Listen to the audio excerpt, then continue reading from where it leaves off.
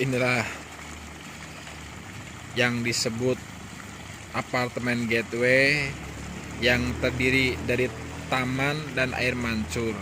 Nah, kebetulan di sini ada tamu kehormatan, yaitu Abah Jaka dari Bandung, tempat tinggalnya di Dago Pakar.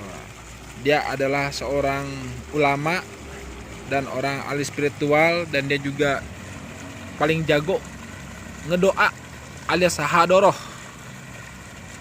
Dan dia adalah orang yang penyabar, dan dia juga baik hati, tidak sombong. Barang siapa yang mau berobat ataupun mau dipijat, datanglah ke Kang Jaka. Misalkan ada apa-apa, minta bantuan, nanti saya yang kontak Kang Jaka. Sebelumnya terima kasih telah kedatangan Kang Jaka. Assalamualaikum warahmatullahi wabarakatuh.